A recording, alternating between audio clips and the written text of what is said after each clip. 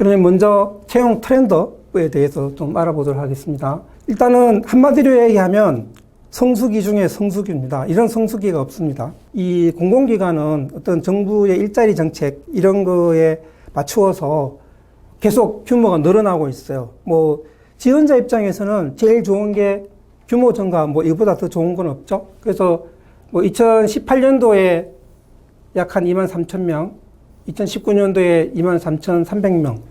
뭐 숫자적으로는 이렇습니다만은 요거는 이제 보통 고졸이나 대졸 학력의 신입사원 기준이고, 뭐 경력사원이라든지 이런 것까지 합치면 아마 작년에 한 34,000명 정도 이렇게 채용을 했고, 올해는 35,000명 훌쩍 넘어갈 걸로 이렇게 좀 봅니다.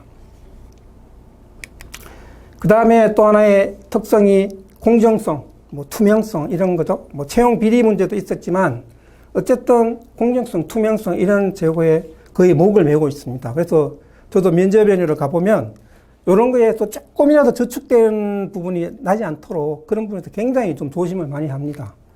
그리고 또 하나 키워드가 직무 역량 중심의 채용입니다. 그래서 뭐 여러분들 뭐 귀 따갑게 아마 들으셨을 텐데, 전체적으로 보면 어쨌든 그 흐름은 서류 전형이 점차 축소되고 있습니다. 그래서 서류 전형이 없다 이런 기업들도 많고요. 그런 거에 따라서 스펙 중요도가 낮아지고 있습니다. 그래서 일반 기업하고 달리 공공기관 같은 경우에는 스펙이 그다지 중요하지 않는 것 같아요. 아주 기본적인 사항만 딱 준비가 되어 있으면 그걸 위해서 따로 이렇게 막 해야 되거나 이런 부분들은 없는 것 같습니다.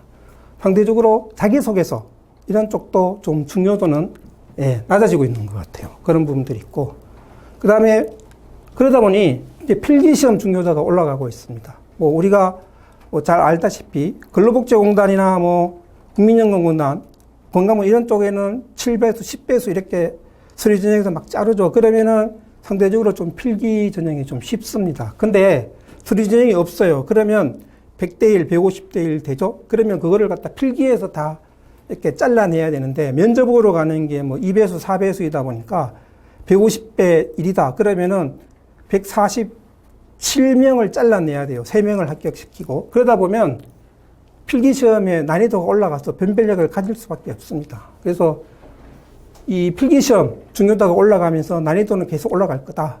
그 다음에 지금은 또 그 직업 기초 능력만 보는 기관들이 상당히 많은데, 앞으로 직무 수행 능력 중심으로 강화하자 이런 쪽에 이야기가 많이 나오고 있습니다. 그래서 아마 직업 기초 능력 시험만 보는 그런 기관들 같은 경우에 전공 시험인 직무 수행 능력 시험 이런 부분들도 아마 좀 점진적으로 도입을 할 걸로 이렇게 좀 봅니다. 뭐 지금 얼마 전에도 코레일이 내년부터 전공 시험 도입하겠다. 뭐 이런 내용들도 좀 발표를 했습니다. 그리고 면접이 또 강화되고 있습니다. 그래서 다양한 면접 방법이 도입되고 있다.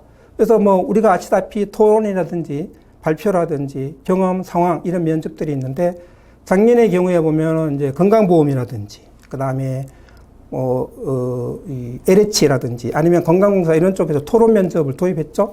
그다음에 올해 이제 국민연금이 올해 이제 PT 면접 이런 부분들을 도입한다고 이야기했습니다. 그래서 아마 이제 그 점진적으로 이 부분도 토론이나 PT 이런 부분들도 많은 공공기관들이 계속해서 도입하는 쪽으로 확장하는 쪽으로 아마 이런 부분들이 진행이 될 것 같습니다. 다소 좀 여러분들한테는 조금 좀 버든이 될 수도 있어요. 그런 부분들은 있습니다. 그 다음에 이제 합동채용. 작년 하반기, 올해 상반기 이런 쪽에서 합동채용이 운영이 되고 있습니다. 그래서 보통 뭐 하루에 5개, 6개 기업들이 진행하고 있는데, 이제 이 경우에 어떻게 해야 돼요? 잘 찍어야 됩니다.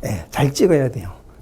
그래서 뭐 하필이면 내가 간 데는 결제율이 30%인데고 또 어떤 경우에는 15% 이런 될 수도 있어요. 그래서 조금은 좀 운도 좀 필요합니다. 그래서 이런 부분들은 전략적으로 좀 이렇게 접근하는 거 이런 것들도 좀 필요하고, 지역인재, 고졸, 양성인력 이런 부분들도 보면 지역인재는 의무적으로 2022년도에 30% 하게 되어 있어요. 그 다음에 이제 올해 2019년도는 21%입니다. 그래서 무조건 21%를 채용해야 되기 때문에 그런 쪽에서 자기가 어떤 그 자기의 출신 대학교가 이 해당되는 공공기관이 있다. 그러면은 그런 쪽에 지원하면 그들만의 리그, 그들만의 리그입니다. 그래서 이런 것들은 활용을 많이 하시는 게 필요로 합니다.